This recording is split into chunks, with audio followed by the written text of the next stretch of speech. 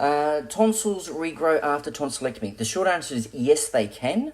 They are far less likely to do so based on how we do it presently compared to how it was done in the past. Having said that, there's also something else just to sort of be mindful of how I phrase this.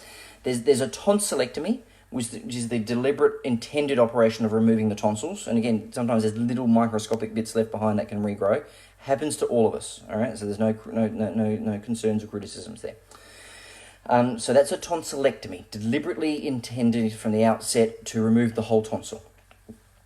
There's also what's called a tonsillotomy. Tonsillotomy is not a new procedure. In fact, there's literature about a tonsillotomy that dates over 100 years ago, and most of that literature talks about why they abandoned it.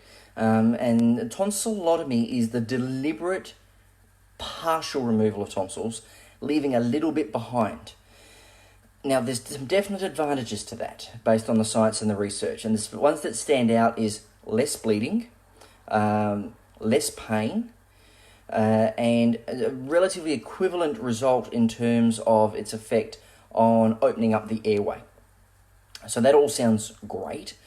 There's a downside. And the downside is that leaving stuff behind deliberately increases the chance of things growing back far more than trying to deliberately get rid of it. I think you can sort of understand that as a simple thing. Is you trying to get rid of all of it, even then sometimes it can grow back. Well, if you deliberately leave it behind, well, definitely it can grow back.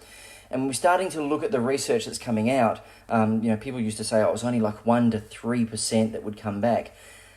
That's actually not proving. In longevity studies, we were looking at 3, 4, 5 years down the track.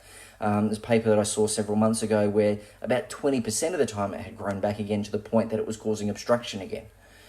So that's another anaesthetic, that's another operation. And that would be a full tonsillectomy because you wouldn't want to run the gamut of that again. So myself, and this is all personal, when I weigh that up, I personally think do it once, do it properly. We want to limit the exposure of medication to growing children, including anaesthetics.